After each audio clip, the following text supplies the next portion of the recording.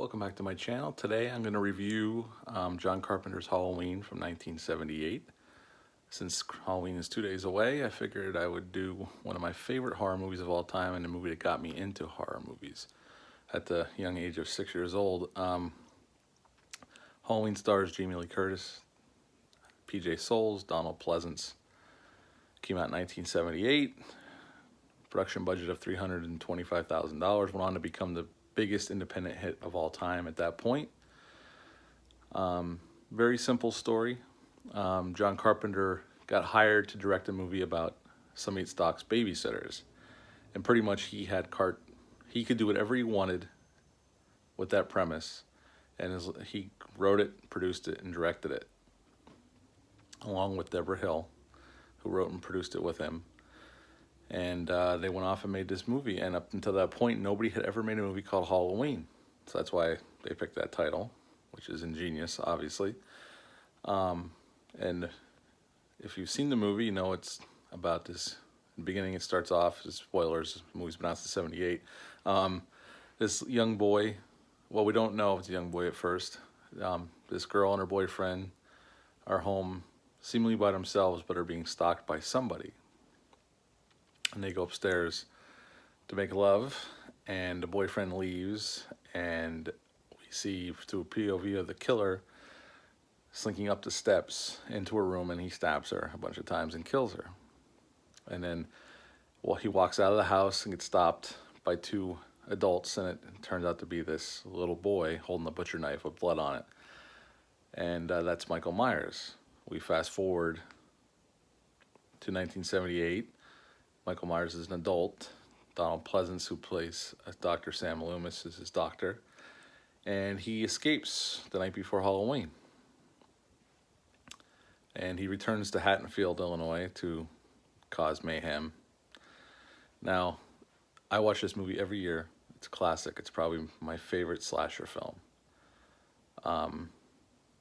Obviously, Halloween kind of kick-started the slasher genre. I know Black Christmas came out several years before it, and that's an absolute classic.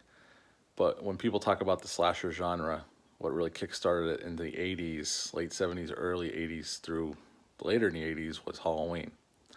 Because it made so much money, people saw that you can make a movie for not very much money and get a lot in return.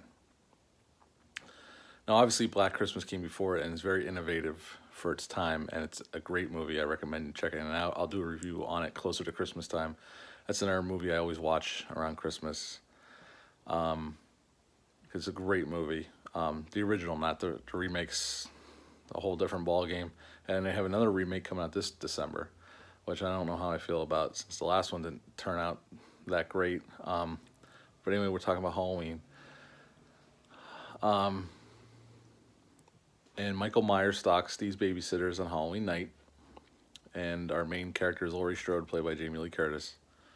And one by one, he kills her friends. And at the end, there's a confrontation between Laurie and Michael. At the very end of the movie, Laurie thinks she killed him. And he comes back. And Sam Loomis, Donald Pleasence's character, saves the day by shooting him 6 times. And he falls off a balcony onto the ground. Then the last shot, which is awesome, is the camera, well, Sam Loomis goes out to the balcony, looks down, and Michael's gone. And the camera pans down, and you see the body's gone. You can see the indentation where he landed, but he's gone. And then they show pictures of everywhere we've been in the movie, where Michael has been, and we show that nobody's there, but you hear Michael Myers breathing in the background. And it's just an awesome ending. When I saw it when I was 6, obviously for a 6-year-old, it's very frightening. And I couldn't sleep for a week. And ever since, it's been my favorite horror slasher franchise. I love Friday the 13th and Nightmare on Elm Street, but Halloween's always been my series. What made John Carpenter's Halloween such a classic was it's very well shot. John Carpenter, you could tell it's a John Carpenter movie, although that was early Carpenter. He'd only done one full-length feature with Assault on Precinct 13, and he did a TV movie and a student film, but he co-directed that with another gentleman called Dan his name's Dan O'Bannon, who sadly has passed away a few years ago. But it's very well shot for a low-budget film. Dean Cundy was the cinematographer who went on to become one of the greatest of all time, who's since retired, I believe. But you'll recognize his work. He shot movies like Back to the Future, Jurassic Park, The Thing, Big Trouble in Little China, so on and so forth. So he's one of the greatest of all time, and along with John Carpenter, who composes very beautiful shots. You can see everything that's going on. Obviously John Carpenter went on to have a huge horror career, doing films like The Fog was his second movie. The movie after Halloween was The Fog, Escape from New York, The Thing, Big Trouble in Little China, and so on and so forth. I'm a huge fan of John Carpenter. But Halloween is just an instant. It's a classic. Now, for younger people, it might be considered slow and almost quaint, considering how horror movies are today. And there's really no blood in Halloween. It's doesn't show any gore. There's a little blood on a knife is all you see.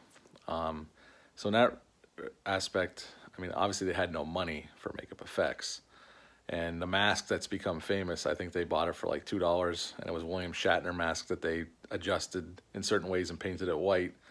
And then it became this iconic thing that's been, everybody knows that mask, and if you see it in Halloween, somebody dressed like that, you know exactly what it is.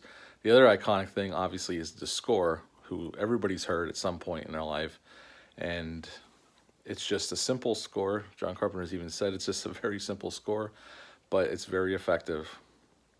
And when you hear that score, you can't help but think of the Halloween 1 or the series itself. But if I was going to rate this movie, I would give it 9.5 out of 10. I love this movie. It's an absolute classic. Through the years, I'm a big John Carpenter fan. I think The Thing is better overall, but there's no denying Halloween, its place in horror history and what it's meant to the genre. And I would definitely give it 9.5 out of 10. If you've never seen it, I suggest you take a look. Just be patient with it, though. It's not fast-paced. It takes its time. It's more about mood and suspense than it is about gore. Like I said, there's not any gore in the movie. That wasn't what John Carpenter was going for, nor could he afford it. Now, with the sequel, Halloween 2, which I'll do a review for that in a couple days, they amped up the gore in that movie. But by today's standards, that's even considered tame. But for back then, it was definitely an upgrade in gore because they felt compelled to do so because of movies like Friday the 13th had come out and everybody was going crazy with the blood. But yeah, 9.5 out of 10 from me. And with Halloween 2 days away, I watched Halloween again last night. I'm going to watch Halloween 2 tomorrow night. And then that'll be it for the Halloween season. And then we'll be on to Thanksgiving. But I hope you enjoyed this review. If you like what you saw, hit the subscribe button down below. Leave a comment. What do you think about Halloween? What was your first horror movie you've ever seen? And I'll talk to you next time. Thanks.